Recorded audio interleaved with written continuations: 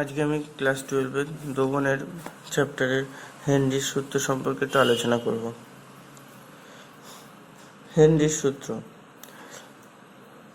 বিজ্ঞানী William Henry স্থির উষ্ণতায় বিভিন্ন তরল দ্রাবকের বিভিন্ন গ্যাসের দাব্যতার ওপর চাপের প্রভাব সংক্রান্ত একটা সূত্র প্রতিষ্ঠা করেন। স্থির উষ্ণতায়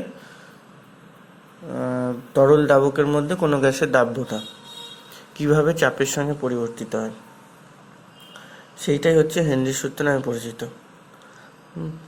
তাই সূত্রটা কীরকম তোমরা স্টেটমেন্টটা পেয়ে যাবে বইতে। এমনি বলে দিচ্ছি যে স্থির উষ্ণতায় কোনো তরল দ্রাবকের মধ্যে কোনো গ্যাসের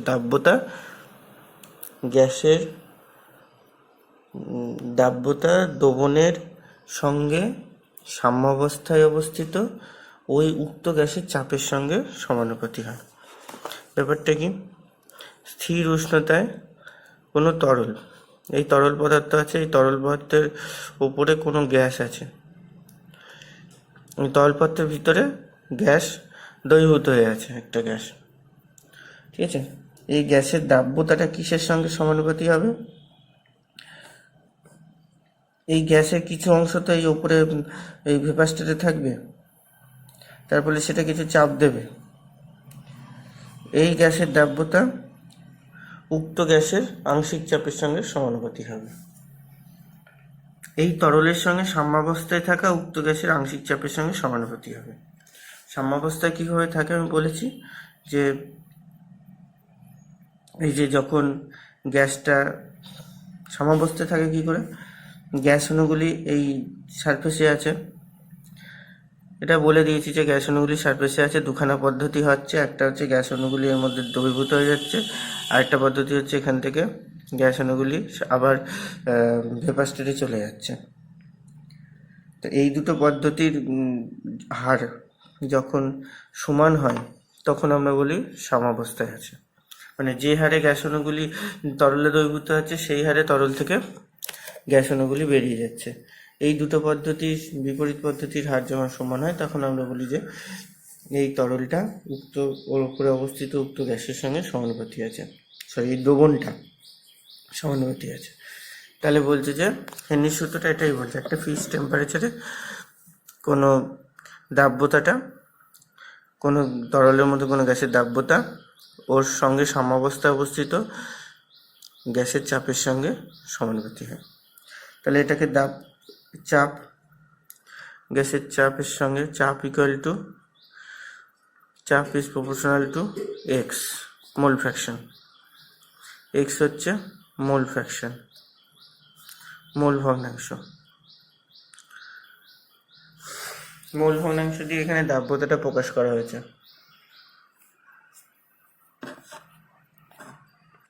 তাহলে এবার দেখি, পি হচ্ছে চাপ, তরলের ওই দ্রবণের সঙ্গে সাম্যাবস্থায় থাকা বাষ্পের চাপ। এখন তাহলে পি যদি এটা তুলি, একটা ধ্রুবক আসে, সেটাকে বলা হয় হেনরির ধ্রুবক। কে বলা হচ্ছে হেনরি কনস্ট্যান্ট,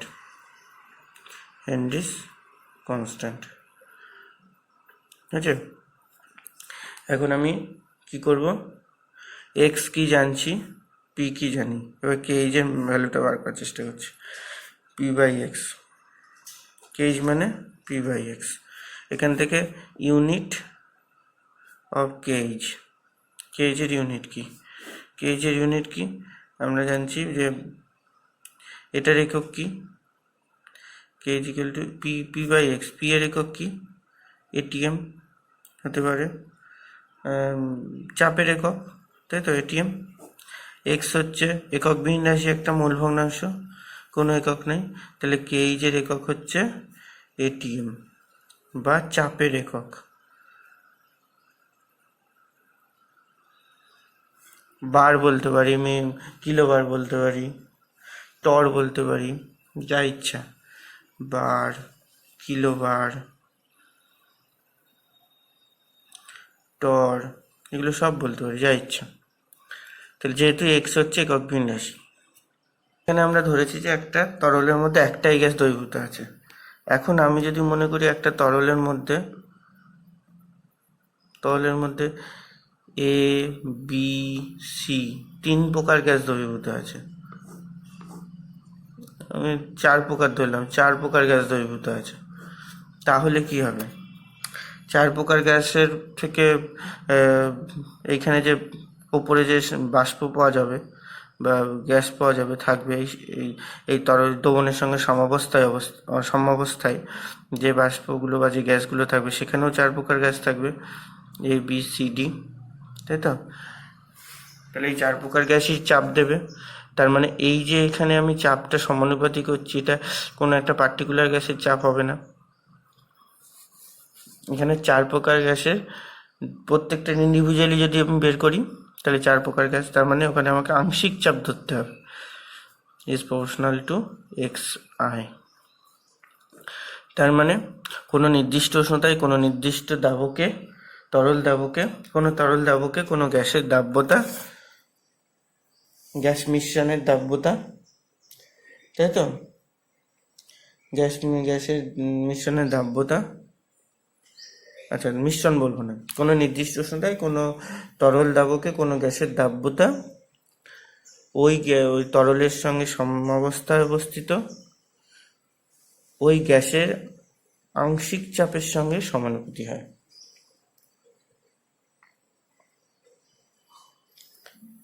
দাব্যতার জায়গায় মোল ভগ্নাংশ বলতে পারি, ঠিক আছে? একই ব্যাপার, মোল ভগ্নাংশটা বলতে হয় দাব্যতার জায়গায়, আংশিক চাপের সঙ্গে সমানুপাতি হয়। পিআই হচ্ছে আংশিক চাপ, কোনটা? ওই গ্যাসের, একটি গ্যাসের। তাহলে আমি এখানে লিখতে পারি PA is proportional to x, এর জন্য একটা কেইজ ভ্যালু আসবে, নাকি এইভাবে চলতে থাকবে। তাহলে এটা বোঝা গেল। এবারে হচ্ছে হেনরির যে ধ্রুবকটা সেটা কিসের ওপর নির্ভরশীল? হেনরির ধ্রুবক নির্ভর করে ফার্স্ট হচ্ছে টেম্পারেচার। আমরা কি জানি যে টেম্পারেচার বাড়লে কোনো তরল দাবক থেকে গ্যাসের যে দাব্যতা সেটা কমে যায়, ঠিক আছে? এবার আমি দেখি K is equal to P by X, তাই তো ছিল? হ্যাঁ, K is equal to P by X, এটা দেখলাম। তাহলে এখন এক্স হচ্ছে মোল ভগ্নাংশ, এটাই দাব্যতা। যখন আমি টেম্পারেচার বাড়াচ্ছি তখন কি হচ্ছে? গ্যাস মলিকুলগুলো তরল অবস্থা থেকে দ্রবণ থেকে গ্যাসের দিকে যাচ্ছে, তার ফলে কি এক্সের ভ্যালু কমে যাচ্ছে। এক্সের ভ্যালু কমে গেলে কেইজের ভ্যালু বাড়ছে। আবার গ্যাস মলিকুলগুলি এই যদি তরল অবস্থা ছেড়ে দিয়ে ও যদি গ্যাসীয় অবস্থায় যেতে থাকে তাহলে এখানে আংশিক চাপ বা আমি যে চাপ ধরছি ভেপার, মানে তার সাম্যাবস্থায় অবস্থিত গ্যাসের চাপ কোনো তরলের, সেটাও বাড়বে।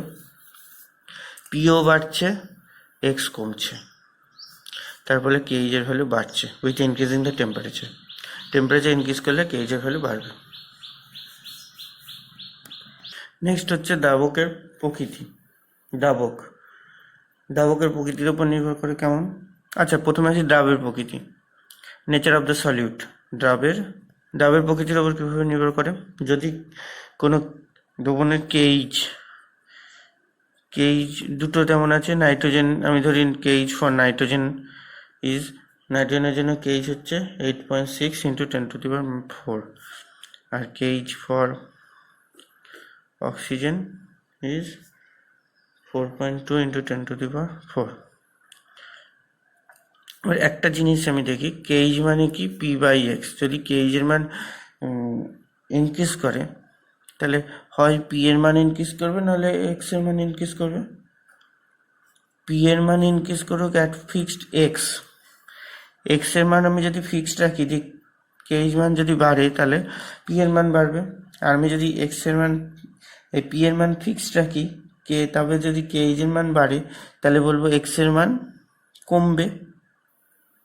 এখন দুটো ক্ষেত্রেই তরলের মধ্যে গ্যাসের দাব্যতা কমে যাওয়ার দিকে সূচিত করে। তার মানে কি? যদি কেইজের পি এর মান, আমি মনে করছি এক্স এর মান ফিক্সড, তাহলে কেইজের মান যদি আমি বাড়াই তাহলে কি হবে? পি এর মান বাড়ছে। তার মানে কি? পি এর মান বেশি মানে কি? তরলের সঙ্গে সাম্যাবস্থায় অবস্থিত গ্যাসের চাপ বেশি, তার মানে গ্যাস মলিকুলের চাপটা বাড়লো কি করে? আমি তো ঢাকা দেওয়ার পাত্র আছে, চাপ নিশ্চয় বাইরে থেকে গ্যাস আসেনি, তাহলে গ্যাসটা কোথা থেকে গেছে? এই তরল থেকে, এই দ্রবণ থেকে বেরিয়ে চলে গেছে। তাহলে বেরিয়ে চলে গেছে মানে কি, দ্রবণে গ্যাসের, এই তরলের মধ্যে গ্যাসের দাব্যতাটা কমে গেছে, তাই তো? এটাই বোঝা গেল যে এক্স যদি ফিক্স থাকে, কেইজ এর মান বাড়লে পি এর মান বাড়বে। তার মানে কি, তরলের মধ্যে গ্যাসের দাব্যতা কমবে। কেন? পি এর মান মানে কি, এই যে তরলের মধ্যে, এই তরলের উপরে যে গ্যাস আছে, গ্যাসের চাপ বা আংশিক চাপ একটা গ্যাসের, তাহলে যদি এটা যদি বাড়ে, তার মানে এটা বাড়লে মানে এখানে গ্যাস মলিকুলের সংখ্যা বৃদ্ধি পেয়েছে। সেইটা এলো কোথা থেকে? বা এটা তো ঢাকা দেওয়া পারতো, বাইরে থেকে তার গ্যাস আসছে না, আসছে নিশ্চয়ই, তাহলে তরল থেকে গ্যাস বেরিয়ে গেছে, তরল থেকে দ্রবীভূত গ্যাস বেরিয়ে গেছে, তার মানে দ্রবীভূত গ্যাস বেরিয়ে গেছে মানে দাব্যতা কমে গেছে। এবার আমি যদি পি ফিক্স রাখি, তাহলে যদি কেইজ এর মান ইনক্রিজ করে, তাহলে এক্স এর মান ব্যস্তানুপাতি, তাহলে ডিক্রিজ করবে, কমে যাবে।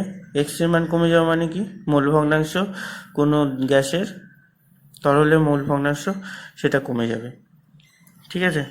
তাহলে তরলে কোনো গ্যাসের মোল ভগ্নাংশ কমে যাওয়া মানে কি, দাব্যতা কমে গেল। তাহলে দুটো ক্ষেত্রেই কেইজ এর মান কোনো গ্যাসের বেশি মানে তার দাব্যতা কম। এটা গেল দ্রবণের দাবের প্রকৃতি। এবার দ্রাবকের প্রকৃতি। দ্রাবকের প্রকৃতি, দ্রাবকের প্রকৃতি একই ব্যাপার। কোনো একটা দ্রাবক, আমি বলছি জল আর হচ্ছে বেনজিন, এখানে জলে বলছে 8.4 ইন্টু 10⁴ ATM, কার?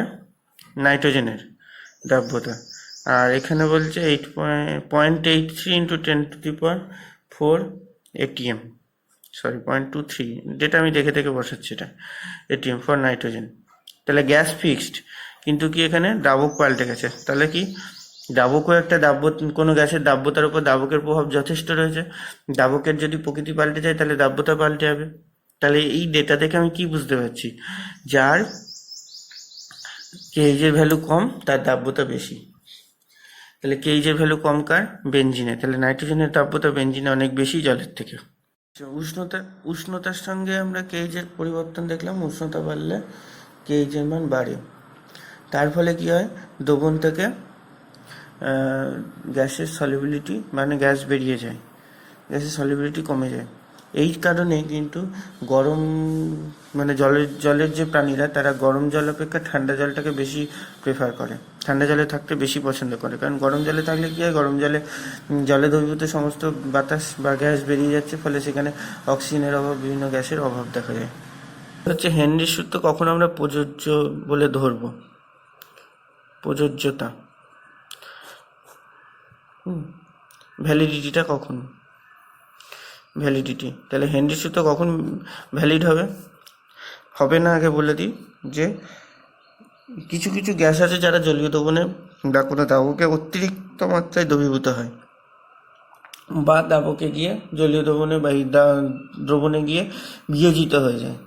সেই সমস্ত গ্যাসগুলোর ক্ষেত্রে হেনরির সূত্র প্রযোজ্য হবে না। যেমন কি অ্যামোনিয়া, জলের মধ্যে অ্যামোনিয়া ইন ওয়াটার, জলের মধ্যে প্রচুর পরিমাণে দ্রবীভূত হয়, HCl ইন ওয়াটার, জলের মধ্যে গিয়ে বিয়োজিত হয়ে যায় H+ আর Cl-। তো এই সমস্ত গ্যাসগুলোর ক্ষেত্রে আমরা হেনরির সূত্র প্রযোজ্য করতে পারবো না। তাহলে বোঝা গেল হেনরির সূত্র প্রযোজ্য হবে না। কিছু গ্যাস আছে যা জলের সঙ্গে বিক্রিয়া করে বসে, তাদের ক্ষেত্রে আমরা হেনরির সূত্র প্রযোজ্য করতে পারবো না। আবার কিছু আছে যারা জলের, মানে খুব চাপ, কোনো মানে চাপের কথাটা আসছে, জলের সঙ্গে বিক্রিয়া করে, শুধু জল বলে বলবো না, এখানে আমরা তরল বলবো, তরল দ্রাবক, দ্রাবকের সঙ্গে কোনো যদি দ্রাবক বা গ্যাস বিক্রিয়া করে, তাদের ক্ষেত্রে আমরা হেনরির সূত্র প্রযোজ্য করতে পারবো না। আর কোনো গ্যাসের চাপ যদি খুব বেশি হয়, বা টেম্পারেচার যদি, আমি যে পরীক্ষালব্ধ যে টেম্পারেচার পরীক্ষা করছি, সেই টেম্পারেচার যদি খুব কম হয়, তাহলে সেখানে হেনরির সূত্র আবার সঠিকভাবে ওবে হয় না, মানে মেনটেন হয় না, ঠিক আছে? এরপরে আসছি কয়েকটা ঘটনার কথা। আমরা দেখেছি যে আমরা কোল্ড ড্রিঙ্কসের বোতল খুললে ফেনা করে বেরিয়ে আসে, হ্যাঁ, ঠিক আছে? জানি আমরা যে কার্বন ডাইঅক্সাইড বেরোয় বলে ফেনা হয়, কার্বন ডাইঅক্সাইড বেরোনোর জন্য ফেনাটা হবে কেন, বা কার্বন ডাইঅক্সাইডটা বেরোবেই বা কেন, তাই তো? আমরা পড়েছি যে নিচু ক্লাসে যে সোডা ওয়াটারের বোতলের মধ্যে কার্বন ডাইঅক্সাইড গ্যাসটা খুব চাপে দ্রবীভূত থাকে, যেই বোতলটা খুললাম সেই কার্বন ডাইঅক্সাইড গ্যাস বেরিয়ে আসে। তাহলে এখানে কি, এখানে হেনরির সূত্র খাটছে যে কার্বন ডাইঅক্সাইড গ্যাস ওইখানে চাপে, খুব চাপে, উচ্চ চাপে দ্রবীভূত থাকে, যেই আমি P equal to KH into x, যেই আমি বা পি ইজ ইকুয়াল টু চাপটা রিলিজ করলাম, যখন আমি চাপটা রিলিজ করছি তখন কি হচ্ছে, মানে চাপটা কমিয়ে দিচ্ছি, তখন গ্যাসের দ্রবীভূত এই যে গ্যাসের পরিমাণ বা মোল ভগ্নাংশ সেটাও কমে গেল। তার মানে কিছু পরিমাণ গ্যাস, অনেক মানে গ্যাসটা কি হলো, বেরিয়ে চলে এলো দ্রবণ থেকে, তখনই আমাদের বুদবুদটা দেখি। আচ্ছা, এবার কি আর কি, ডিকম্প্রেশন সিকনেস।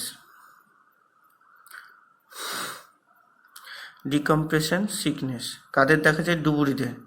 যখন সমুদ্রের তলদেশে যায়, তারা যে অক্সিজেন সিলিন্ডারটা নিয়ে যায়, সেখানে কি ভর্তি থাকে? সেখানে বাতাস ভর্তি থাকে? না, বাতাস ভর্তি থাকে না। সেখানে ভর্তি থাকে হিলিয়াম গ্যাস 80% আর অক্সিজেন গ্যাস 20%। তাহলে বাতাস ভর্তি থাকলে কি অসুবিধা হতো? বাতাসে আছে nitrogen gas 80%, around 80% nitrogen gas আর 79%, আর অক্সিজেন গ্যাস আছে 21%। তাহলে যদি বাতাস ভর্তি থাকতো, সেখানে প্রায় 80%, 79% নাইট্রোজেন গ্যাস আছে। নাইট্রোজেন গ্যাস আমাদের কি করে, কি ক্ষতি করবে যে হবে না? তাহলে যখন কোনো ডুবুরি যদি যখন সমুদ্রের তলায় যাচ্ছে, তখন কি হচ্ছে, ডুবুরি যখন সমুদ্রের তলায় আছে, হ্যাঁ, এটা ডুবুরি মনে করছি, সমুদ্রের তলায় আছে, তখন তার সে অক্সিজেন মানে সেই সিলিন্ডার তার স্বয়ংক্রিয় শ্বাসযন্ত্র থেকে নিচ্ছে, গ্যাস নিচ্ছে। এবার এর ফলে কী হচ্ছে, সমুদ্রের তলায় জলের চাপ অনেক বেশি, উচ্চতা বেড়ে গেছে, জলের চাপ অনেক বেশি হয়েছে। সেই চাপ বৃদ্ধির ফলে কি হচ্ছে, নাইট্রোজেন বা অক্সিজেন বিভিন্ন গ্যাসের দাব্যতা রক্তে বেড়ে গেছে। কারণ জানি চাপ বাড়লে মোল ভগ্নাংশ বাড়বে, তাহলে দাব্যতা বেড়ে গেছে। তাহলে নাইট্রোজেন গ্যাসের দাব্যতা বেড়েছে। অক্সিজেন গ্যাস তো আমাদের রক্ত, ব্লাড ক্যারি করতে পারে, ক্যারি করে নিয়ে যাচ্ছি।